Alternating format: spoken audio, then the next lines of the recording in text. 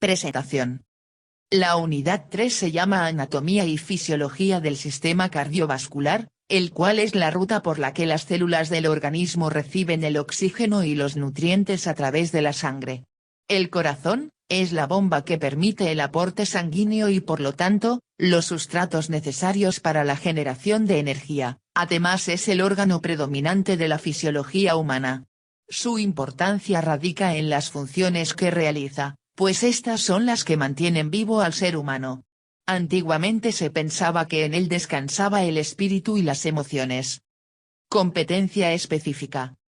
Describe la anatomía y fisiología del sistema cardiovascular, mediante modelos anatómicos, para reconocer sus características y funciones del sistema en condiciones de normalidad.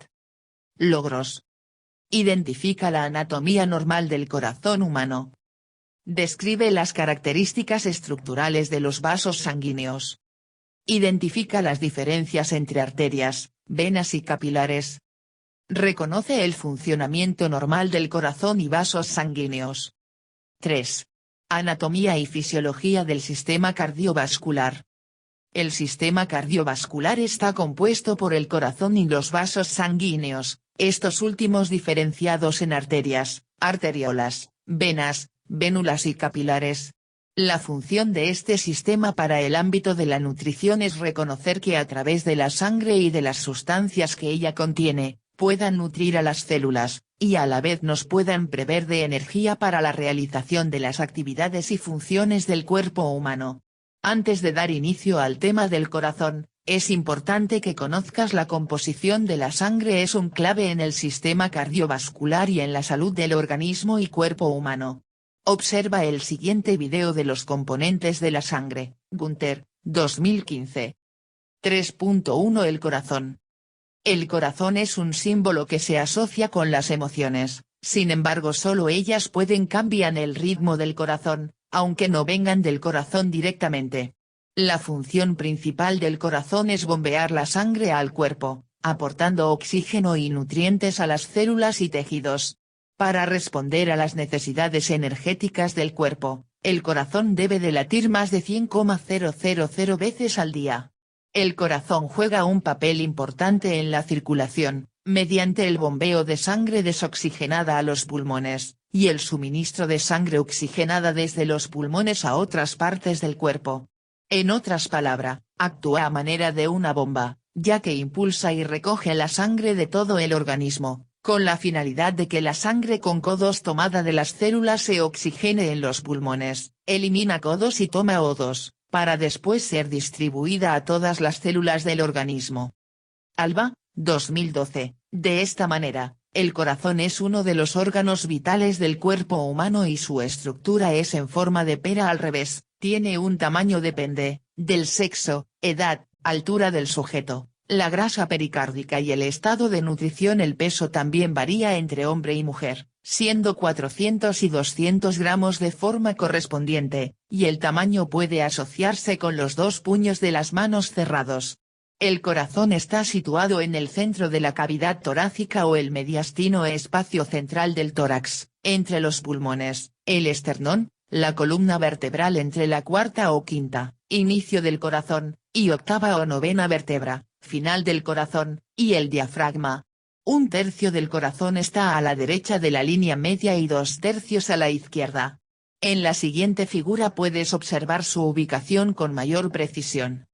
El corazón está dividido en 4 cavidades, 2 cavidades superiores. Se componen de aurículas, derecha, at, e izquierda, it. Estas son muy pequeñas con capacidad de 50 mililitros, de sangre. 2 cavidades inferiores.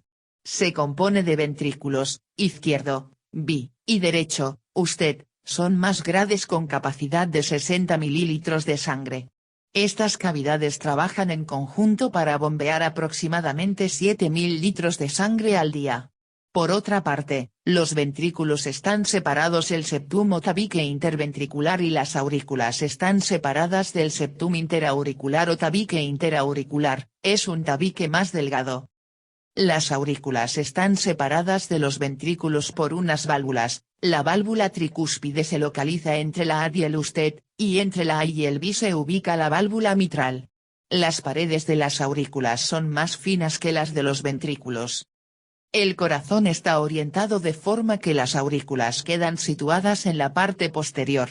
La punta del ventrículo es el apex, vértice o punta cardíaca, que está situado en la parte anterior dirigiéndose un poco hacia la izquierda y hacia abajo, aproximadamente en el quinto espacio intercostal. La cara anterior del corazón está ocupada mayormente por el usted. La cara posterior o base del corazón está ocupada por las aurículas. La parte inferior del corazón o diafragmática se llama así porque los ventrículos reposan sobre el diafragma, sobre todo el usted. El corazón es un músculo que está formada por tres capas. 1.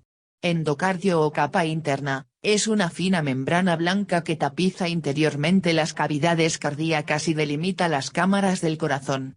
2. Miocardio o capa media, es el músculo cardíaco y constituye la mayor parte del corazón.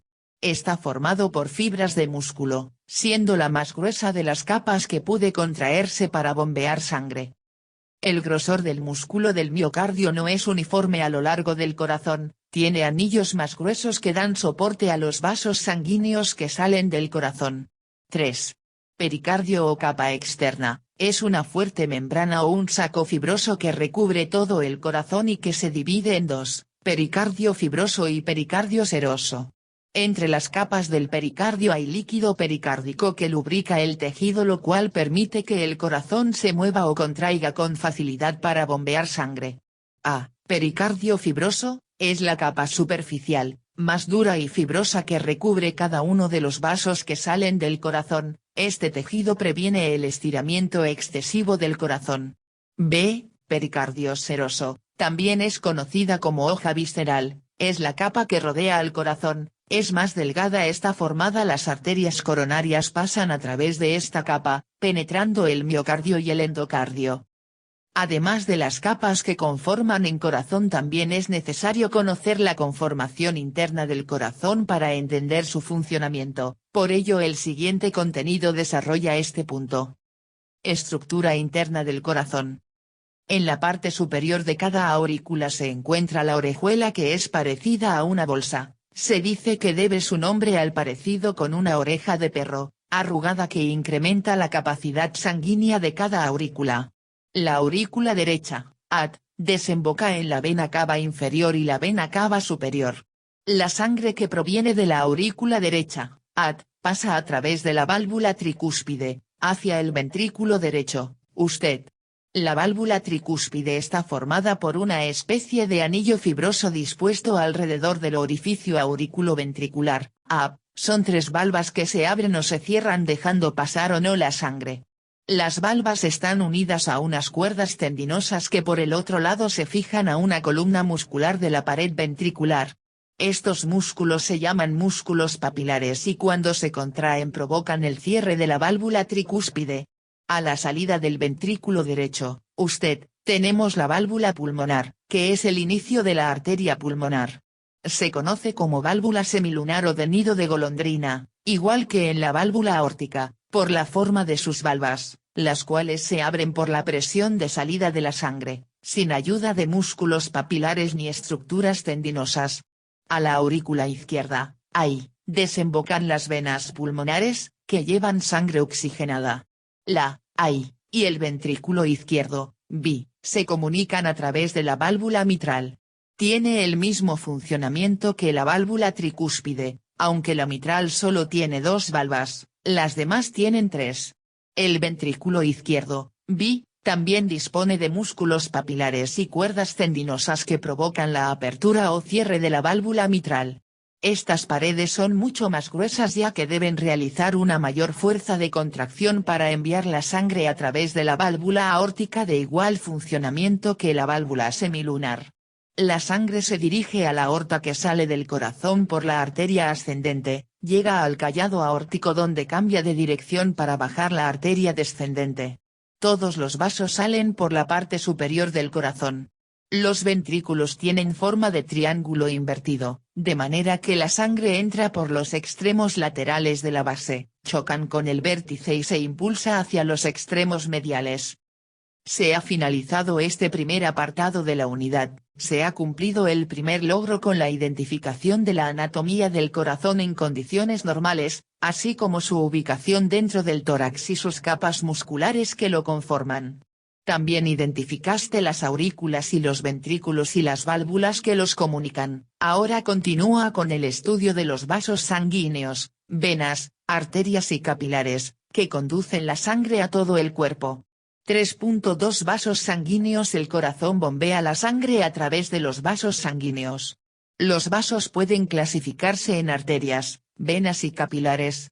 Todos los vasos que salen del corazón son arterias y todos los que entran son venas. Estas llevan sangre rica en oxígeno desde el corazón y los pulmones al resto del cuerpo.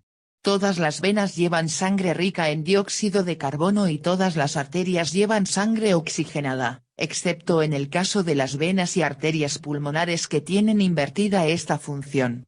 En otras palabras, las arterias llevan los nutrientes y el oxígeno, mientras las venas llevan los residuos del metabolismo y el dióxido de carbono.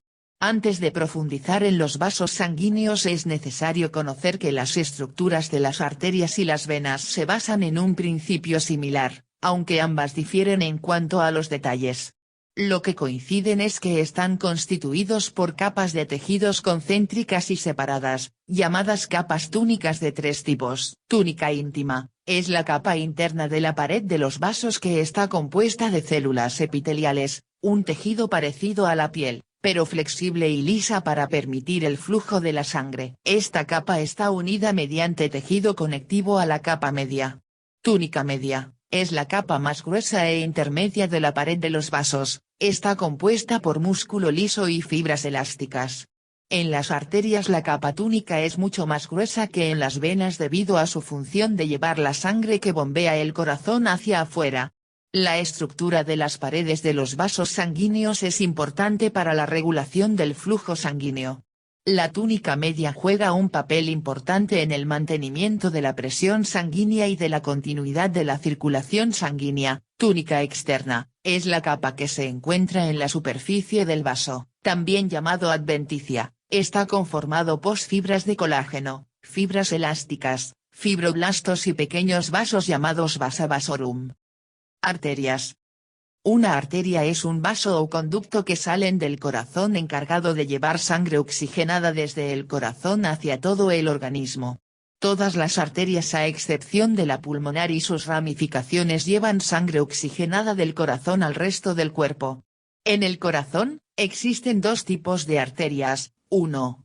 Las que parten de la arteria aorta, principal conducto de suministro de sangre del organismo, que a su vez se ramifica en vasos sanguíneos coronarios principales, también llamados arterias, las cuales se ramifican en arterias más pequeñas que proporcionan al corazón sangre abundante en oxígeno.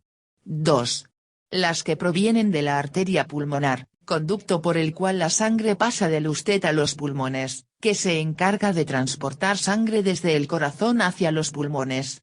Las arterias son muy elásticas, lo cual les permite transportar la sangre, expanden cuando el corazón bombea la sangre y se localizan profundamente a lo largo de los huesos o debajo de los músculos. Como ya se ha mencionado, las arterias se dividen en dos, arterias de la aorta y las que provienen de la arteria pulmonar, y estas a su vez se subdividen de la siguiente forma: 1. Arterias de la aorta, A. Arterias coronarias. B. Arteria aorta. C. Carótidas comunes. D. Subclavias. E. Ilíacas externas. F. Femorales. G. Polígono de Willis. A. Arterias coronarias. Las arterias coronarias tienen como función irrigar al músculo cardíaco, provienen de la aorta ascendente y se dividen en dos, derecha e izquierda.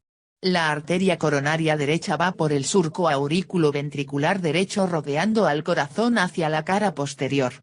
La arteria coronaria izquierda es más pequeña porque al salir de la aorta se divide en dos ramas, figura 8, la arteria interventricular anterior o descendente anterior, que baja por el surco interventricular anterior.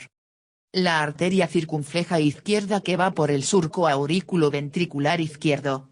Es como una corona que da la vuelta alrededor del corazón hacia su cara posterior para unirse con la arteria coronaria derecha y luego ramificarse e irrigar todo el corazón. La importancia de las arterias coronarias en relación a la salud y en nutrición, radica en el suministro de la sangre al músculo cardíaco. Cualquier obstrucción o enfermedad de estas pueden tener graves consecuencias, ya que al disminuir el flujo de nutrientes y de oxígeno que llegan al corazón se puede producir un ataque al corazón o incluso la muerte. La aterosclerosis, la acumulación de placa en el revestimiento interior de una arteria que hace que ésta se estreche o se quede bloqueada, es la forma más frecuente de enfermedad de las arterias coronarias. Enfermedades como la cardiopatía coronaria o enfermedad arterial coronaria se debe a la obstrucción del flujo sanguíneo en las arterias coronarias. La principal manifestación es el ataque del corazón. Otra patología menos grave es la isquemia. Corazón no recibe suficiente oxígeno, se presenta una angina y dolor en el pecho, dolor en la mandíbula o a lo largo del brazo izquierdo, lo cual es indicativo a un pequeño ataque al corazón. Otros términos asociados al ataque al corazón, son la trombosis coronaria, un bloqueo de los vasos sanguíneos debido a un coágulo, trombo, la oclusión coronaria, que significa simplemente un bloque y el infarto al miocardio, la muestra de las células cardíacas que no obtienen oxígeno suficiente debido al bloqueo de las arterias coronarias. La principal causa del bloque de las arterias de la aterosclerosis. Este último es un término que aplica a diferentes patologías en las que las paredes de las arterias se han engrosado tanto que han perdido elasticidad. La aterosclerosis es una forma de arteriosclerosis, caracterizada por la formación de depósitos de grasa, LDL colesterol oxidado, macrófago, glóbulos blancos de la sangre que oxida el LDL colesterol, detritos celulares, calcio y fibrina en la cara interna de las paredes de las arterias. Estos depósitos se conocen como placa, que favorecen a la formación de coágulos y en ocasiones, el bloque total del flujo sanguíneo hacia tejidos vitales del organismo como el corazón, o el cerebro. Melvin, 202. B. Arteria aorta. La arteria aorta es una de las más importantes del organismo y la más grande, figura 10, además de irrigar unas partes especiales del cuerpo como, la pelvis, el abdomen y el tórax, nace del ventrículo izquierdo y de ella salen el resto de las arterias. En general, cumple la función de regular el flujo sanguíneo a gran parte de nuestro cuerpo, siendo un órgano que ocupa una tarea trascendente. Esta arteria regula el flujo sanguíneo y lleva sangre oxigenada, son ramas de la aorta, excepto la arteria pulmonar, la cual nace del ventrículo derecho y que es la única arteria que lleva sangre carboxigenada. La aorta se divide en 3 segmentos, con sus correspondientes ramas. I. Callado aórtico, arterias coronarias derecha e izquierda. Tronco arterial brachiocefálico, se divide en carótida común y subclavia derechas. Arteria carótida común izquierda. Arteria subclavia izquierda. I. Aorta torácica, arterias intercostales, irrigan la pared torácica. Arteria diafragmática superior, irrigan el diafragma. Arterias bronquiales, irrigan ambos pulmones. Arterias esofágicas medias, irrigan el esófago. I. Aorta abdominal, arteria diafragmática inferior. Tronco celíaco, se divide en arteria hepática común, arteria coronaria estomáquica y arteria esplénica. Arteria mesentérica superior, irriga el intestino delgado y la mitad derecha del intestino grueso o colon. Arterias suprarrenales, o capsulares. Arterias renales, irrigan los riñones. Arterias de las gónadas, arteria espermática o arteria ovárica. Arteria mesentérica inferior, irriga el intestino grueso o colon y el recto. Arterias ilíacas primitivas, se divide en arterias ilíacas externas, arterias ilíacas internas o hipogástricas. C. Carótidas comunes. Son arterias que se encuentran alrededor del cuello y se divide en carótida externa que se encarga de irrigar gran parte de la cara y cuello y en carótida interna que ingresa al cerebro y junto con las vertebrales se encargan de irrigar el sistema nervioso central. D. Subclavias. Son arterias que recorren la cara inferior de la clavícula, de ahí su nombre. Esta vena se desprende de la axila y se extiende de forma progresiva hacia el ecógrafo. Las ramas de la subclavia son las siguientes: arterias vertebrales, junto con las carótidas internas irrigan el sistema nervioso central. Arteria tiroidea inferior. Arteria intercostal superior. Arteria mamaria interna. Arterias escapulares. Arteria cervical transversa superficial. Arteria cervical ascendente. Arteria cervical profunda. Ilíacas externas. Es una arteria dual y es una de las más importantes ubicada en la zona pélvica. Como es dual hay una parte en cada lado del cuerpo, derecho e izquierdo. Sus ramas son: rama ureteral, rama epigástrica, rama circunfleja ilíaca, arteria femoral. Femorales. Las arterias femorales son las arterias que prolongan las arterias ilíacas externa en los miembros inferiores. Cuando la arteria ilíaca externa pasa por debajo del ligamento femoral, toma el nombre de arteria femoral para posteriormente concertarse arteria poplitea al pasar por la rodilla que se divide en tibial anterior y el tronco tibio peroneo. Las ramas de la arteria femoral son: arteria subcutánea abdominal, arterias pudendas externas superiores e inferiores, arteria anastomótica magna, arteria femoral profunda. Polígono de Willis. Es una estructura arterial la cual es el centro de distribución de las arterias que nutren al sistema nervioso central. Es el punto de unión de varias arterias y de los sistemas carotideo y vertebral que se encuentran en la parte inferior del cerebro, las cuales suministran la mayor parte de sangre al cerebro, aproximadamente en 80%. Sus principales conexiones son la arteria comunicante anterior que une los sistemas carotideo y vertebral con las arterias comunicantes posteriores. 2. Arterias pulmonares. La arteria pulmonar es la encargada de transportar la sangre desde el ústed del corazón hacia el tejido pulmonar. Esta arteria tiene la característica de transportar sangre con dióxido de carbono para ser oxigenada por los pulmones. La arteria pulmonar inicia en el ústed del corazón para luego dividirse en dos y dirigirse a cada pulmón, donde existen diversas ramificaciones. Existen dos arterias pulmonares, la izquierda y la derecha, que difieren en longitud y anatomía. La arteria pulmonar derecha es la más larga de ambas, pasa transversalmente por la línea media en la parte superior del pecho y pasando por debajo del arco aórtico para incorporarse en el hilio del pulmón. La arteria pulmonar izquierda es más corta, esta se incorpora al pericardio y entra en el hilio del pulmón izquierdo. Venas. Las venas son los vasos sanguíneos que devuelven la sangre desoxigenada hacia el corazón, partiendo de la unión de los capilares de los diferentes órganos y tejidos. Aunque presentan las mismas capas que las arterias, estas son mucho más finas, especialmente la capa muscular, debido a que la sangre regresa al corazón a una presión menor. La mayoría de venas que drenan la sangre del corazón desembocar en el seno coronario, el cual es una estructura auriculoventricular. Existen dos sistemas venosos que van en paralelo a los dos sistemas arteriales. 1. El sistema venoso pulmonar, este se extiende desde los pulmones al corazón y conducen sangre bien oxigenada a la aurícula izquierda. Moore, 2002.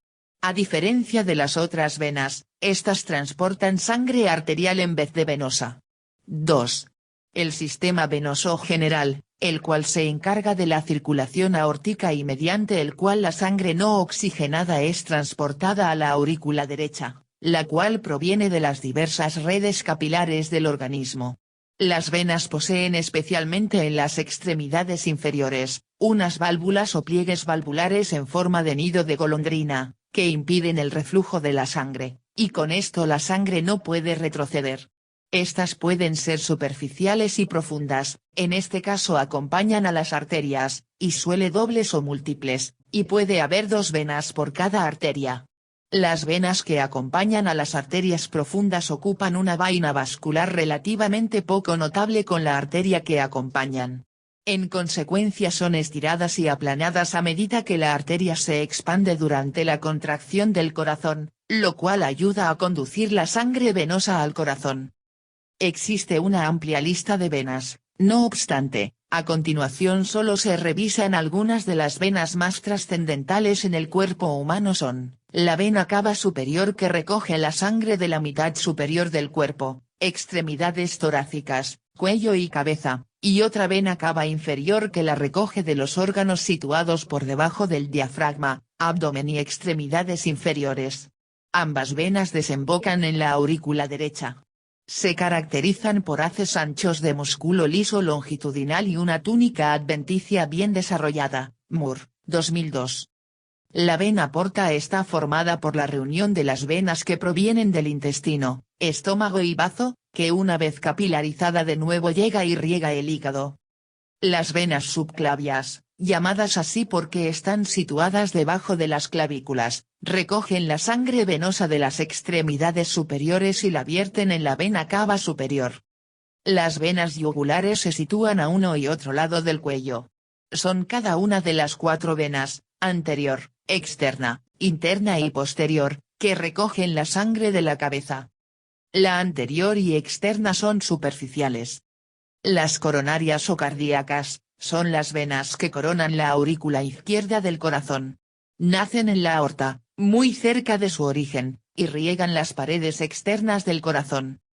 Capilares. Los capilares son vasos sanguíneos microscópicos, ramificaciones, formados por una delgada capa de tejido, también son la prolongación las arterias, arteriolas, a lo largo de todo el cuerpo y se encuentran cerca de la superficie de la piel.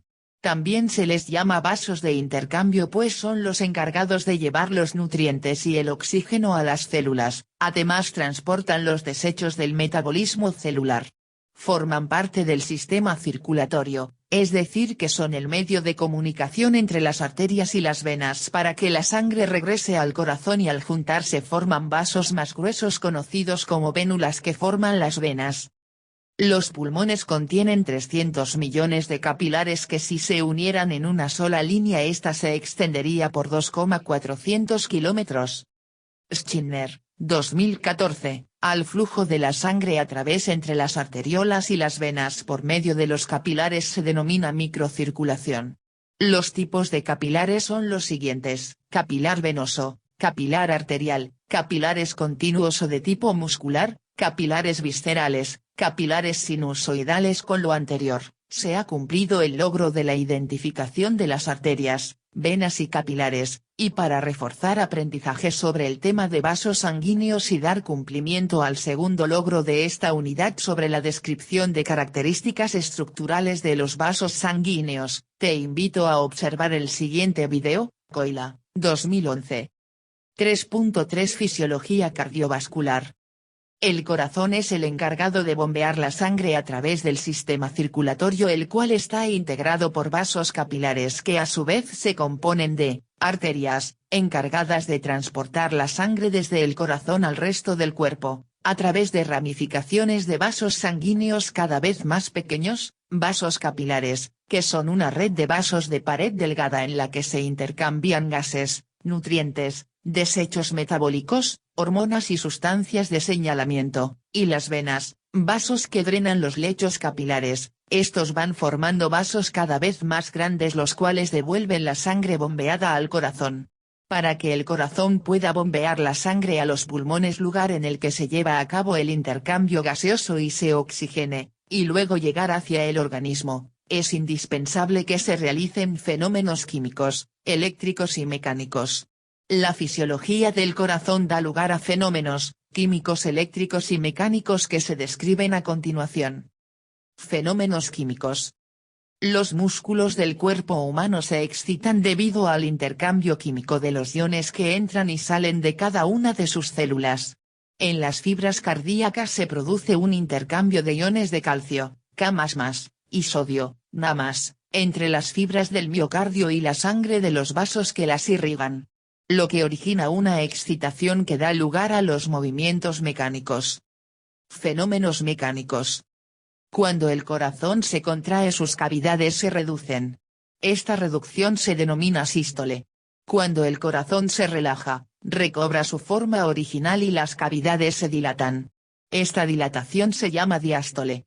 Durante las diástoles, las aurículas y los ventrículos están relajados y se llenan de sangre, mientras que, durante las sístoles, la sangre es arrojada de la cavidad.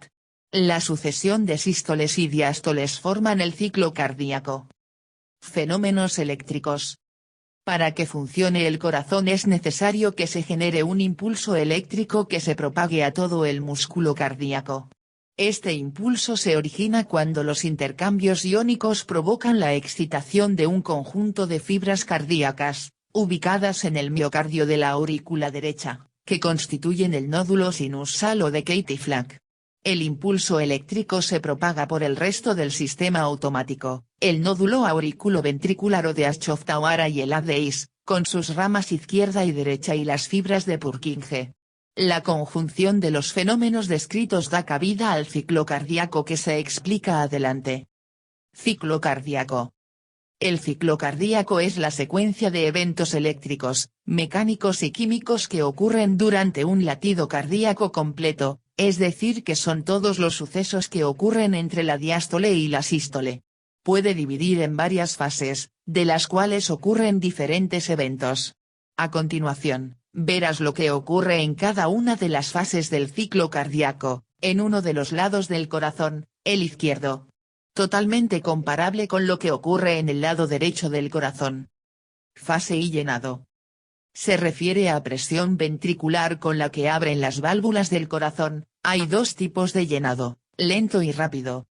Llenado ventricular lento, es cuando el paso sanguíneo se hace lento, llenando el 20% de la sangre. Llenado ventricular rápido, es cuando se abren menos las válvulas, hay un paso rápido de la sangre debido a la presión y distribuye aproximadamente un 60% de la sangre. Fase I. Contracción o sístole ventricular. Cuando la aurícula se contrae, la presión en la aorta desciende, porque la válvula aórtica permanece cerrada. La presión auricular aumenta, lo que provoca que se abra la válvula mitral, con lo que la sangre pasará al ventrículo. El volumen auricular continúa aumentando, porque la válvula aórtica permanece cerrada. Aún no hay suficiente presión como para que se abra la válvula aórtica, con lo que presión en la aorta sigue disminuyendo. La presión ventricular sigue aumentando, superando la auricular y la de la aorta, lo que hace que la válvula mitral se cierre. Fase I. Expulsión. La presión del ventrículo es ya mayor que en la aorta, con lo que la válvula aórtica se abrirá para permitir la salida de la sangre y desciende la presión en el ventrículo. El volumen ventricular va disminuyendo, mientras aumenta el flujo de sangre de salida. Cuando la presión ventricular sea menor que la aórtica, se cerrará de nuevo la válvula aórtica y entraremos en un proceso de diástole. Cuando el corazón expulsa la sangre, no es todo el volumen ventricular el expulsado, sino que se trata del volumen sistólico, ya que siempre queda un volumen residual. De manera que la sangre que pasa a la circulación es tan solo el volumen sistólico. Se trata de uno de los parámetros más importantes a la hora de medir la actividad cardíaca. Otro de los factores importantes es la frecuencia cardíaca, que expresa la cantidad de ciclos realizados por unidad de tiempo. Estos dos parámetros nos permiten calcular el gasto cardíaco que se expresa como el producto de ambos factores. El gasto cardíaco es característico de cada especie. El gasto cardíaco es dependiente del metabolismo, que aumenta en función del tamaño del animal. El volumen sistólico puede variar en función del tamaño del corazón, dentro de unos rangos para cada especie, de manera que normalmente consideraremos la frecuencia cardíaca. Starling enunció una ley, según la que comprobó que cuanta más sangre llegaba al corazón, más se contraía este y más volumen expulsaba.